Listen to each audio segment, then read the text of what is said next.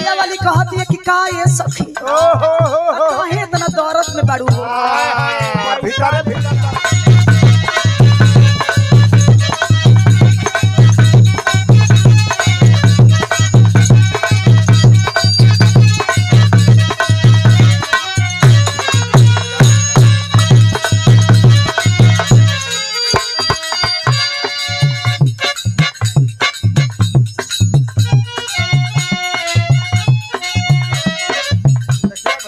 सबसे पहले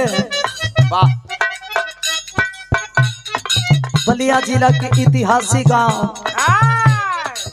पप्पू भैया तनी आवाज उठाओ, मेन माइक में आवाज उठाओ। बहादुरपुर कारी के इस पावन धरती को नमन करते हुए उस आत्मा को हम कोटि कोटि नमन करते हैं जो आत्मा हमारे बीच नहीं है, और उसी आत्मा के नाम पे हम सारे लोग एकत्रित हुए हैं। इस महफिल में पधारे हुए हमारे बीच में जितने हमारे सम्मानित लोग उपस्थित हैं, बाबा हमारे तमाम कवि हृदय भी मंच पर उपस्थित हैं, चैनल वाले हमारे भाई भी उपस्थित हैं, और बहुत सारे हमारे गायक कलाकार और गायिका भी आपके बीच में। हम रंगमंच की ओर से और पूरी टीम की ओर से उस आत्मा को फिर एक बार श्रद्धा सुमन अर्पित करते हुए माता रानी से ही हमारी विनती है कि माता रानी अपने चरणों में उनको जगह दे। और तमाम आप सब गीत सुने हैं, आप लोग सुनत जौन बा आप लोग के मिजाज थोड़ा सा उब गइल बा। तो इंसान वो होला मास्टर साहब की थोड़ा सा माहौल के चेंज करे। सही है।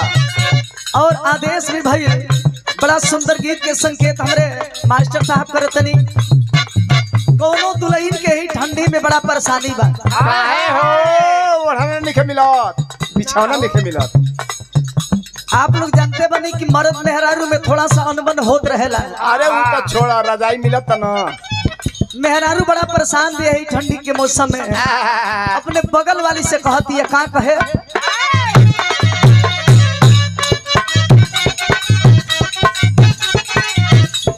पर्दा बढ़ाई।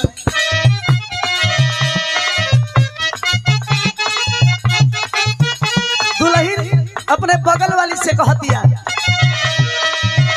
अरे चढ़ली जवानी दे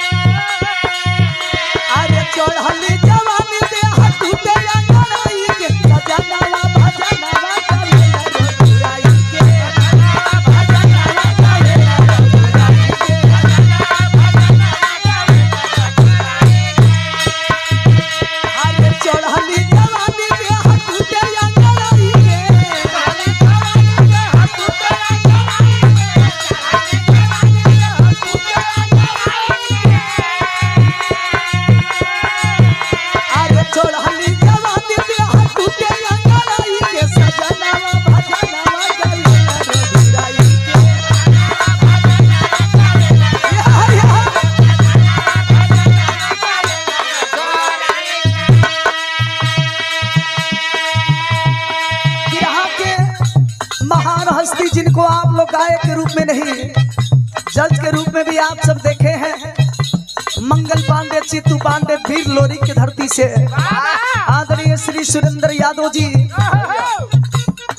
जहां तक भोजपुरी भाषाएं बोली जाती हैं, अपने आवाज के तहलका मचाने वाले और मंच के संचालक महोदय, जितना बखान किया जाए, जितना प्रशंसा किया जाए हमारे तरफ से कम होगा।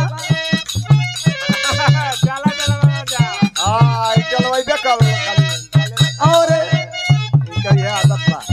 सुंदर माला और सादर 101 रुपया दे के स्वागत के लिए बनी। बिरहा जगत में एक अलग आपकी छाप है और हमेशा आप केवल छापने का काम करते हैं। राम केवल यादव जी आपके सौजन्य से खाली लेडीसन का छापे ना। रंगमंच की ओर से हम तहे तहे दिल से आपको भी अभिनंदन वंदन और हमारे तरफ से स्वागत है। और आराम से कहने में मुझे बड़ा ही गर्व महसूस होता है। सही बात है। हाँ। स्वर्गीय शिवमूरत गुरु जी के सुपुत्र श्री जिन्होंने अपने आवाज के जादू आप सबके बीच में बिखेरने का काम किए हैं। सुंदर माला और सादर 101 रुपया दे के स्वागत के लिए बनी रंगमंच की ओर से। ऐसे तो हम कुछ देवे के काबिले नहीं। अभी तो रोवा सबके बीच में हम खुदे खड़ा होके मांगत नहीं।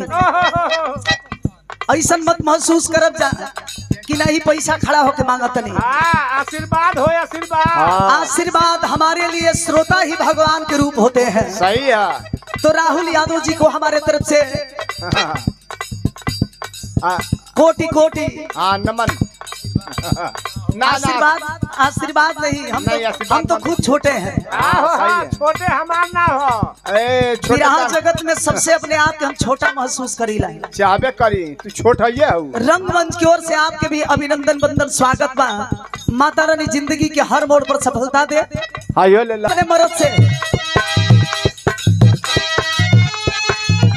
अरे चढ़ली जवानी पे हाथी पे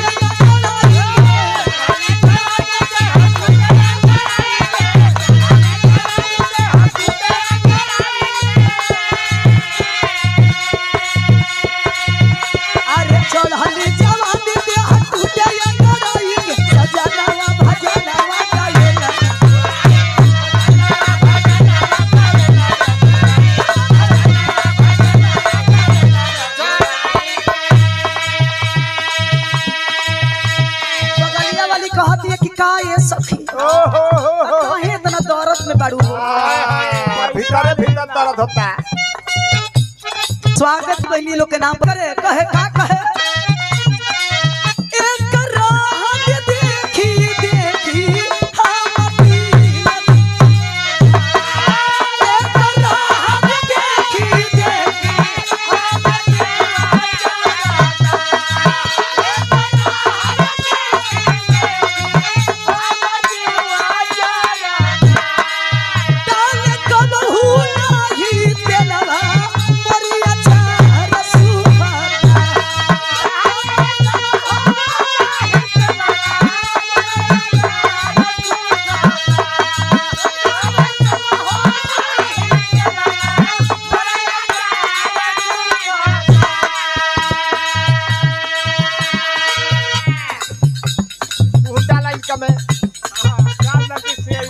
ऐसा सम्मान है जिसका कोई जवाब नहीं। और कलाकार ही कलाकार को सम्मान और सम्मानित करना जानते हैं। सही है। शुरू से ही लेकर के अभी तक आपने बड़ा ही परिश्रम और मेहनत के साथ जो अपने आवाज से सबको संबोधित करने का काम किए हैं। हम चाहेंगे कि एक बार जोरदार ताली हमारे मंच के संचालक महोदय और बिरहा के बड़ा ही सुंदर गायक कलाकार राज विजय यादव जी के नाम पर भी जोरदार तालियां होनी चाहिए। तो अकर डल्ला तू डाला उनके। वाह आपका अब डलवा लिया। और सुंदर माला के साथ साथ जो बोल करके आपने इस मीरा मूर्ति को संबोधित करने का काम किए हैं। वाह उसका एहसान मीरा कभी चुका नहीं पाएगी ना हो। और सुंदर माला और सादर 101 रुपया देकर के स्वागत किए हैं। रंगमंच की ओर से आपका भी अभिनंदन वंदन स्वागत है। राज विजय जी दुल्हन के दुल्हा अगर कमजोर मिल जाए कमजोर ना हवा सिंगल बॉडी मन तक डबल बॉडी ने काम करेला। यही ठंडी के मौसम में 2-4 घंटा यही सीट में बैठे के पड़ जाए। सुकुर के पाला हो जी ना हो कबो ना मेहरारू के कबो ही मंजूर नहीं खे। कहत ये शिकायत करे का कहे